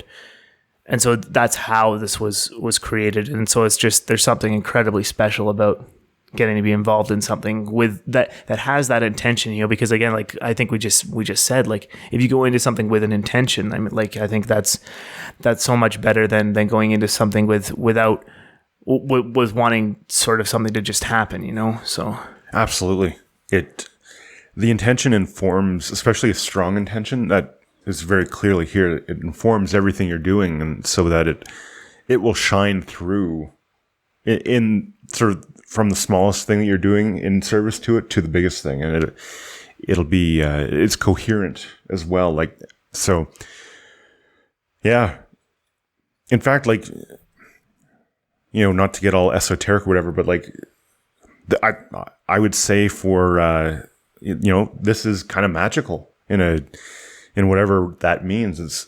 There's something more going on here than just, you know, words on a paper, like it. And we saw the result of it because Finland is its own country now. And would that have happened if this hadn't been compiled and rallied people around it? Yeah, and the answer is very possibly. Yeah, exactly. Yeah. Like it very possibly would not have happened without this entire movement. And Lönnrot in the Kalevala is only one part, but his birthday is still, I forget what date that is, but it's celebrated as Kalevala Day, which is like it's on par with their Independence Day as far as like this is us recognizing our cultural heritage and our history. So it's important. That's awesome. Sibelius as well, I think I would put on a similar level as far as romanticism. He's a bit later, but Jean Sibelius, and then the composer, and then a lot of painters as well. We're doing some work here. Actually, like there's some amazing paintings of representing the Kalevala as well, which we'll definitely be using here at some point with our videos and all that. So, but yeah, I think that that closes us out for today, and we'll dive right back into it with the next episode. Start right back here, and we'll make sure to again to recap it just so that we all are on the same page with the story again. So definitely looking forward to recording the next one because we want to finish off this particular story, find out how it ends, right? So absolutely, I'm really looking forward to this. Yeah, and like I said, I don't really know anything that's happening next, so yeah, I'm not really reading ahead because I kind of want to be surprised as well. I want to have that story experience. So awesome. Well, okay, I guess that's it for us for today. Might as well finish off with our usual acknowledgements. I guess today it's more like a single acknowledgement, right? So this is our constant thanks goes to Jordan Peterson for his work. Definitely the inspiration for this show, for this podcast. We'll put a link to his YouTube channel, which has a lot of great information about mythology, archetypes. His biblical series is the direct inspiration for this, so that'll be there too. And as well as on his website, he's got a great list of recommended books that you can read if you want to learn more about this sort of thing. So definitely. And well, I think that pretty much covers it for this episode, right? That pretty much covers it. So please do go on to Facebook, Twitter, and look us up there. We're at Northern Myths on everything. That's our main accounts. And then at Northern Myths Podcast for Instagram, right? That's right. And then we're also personally on Twitter, North Myth Luke and North Myth Dan. Northern Myths Luke and Northern Myths Dan was too long apparently, but yeah, we're on there. Check us out. We'd love to connect, and please do give us a review on iTunes if you wouldn't mind, or Facebook. That's all really helpful for us to grow and get some more visibility. So that would be highly appreciated if you wouldn't mind doing that. Yeah, we look forward to connecting with people. Tell us where we're wrong, because we're by no means experts. That's right. We are not experts in this. We're just trying to learn, and we both learn well by talking about stuff with each other. So that's what we're doing. So absolutely, if we're wrong on something or you can add some sort of nuance, absolutely, because we definitely want to learn it.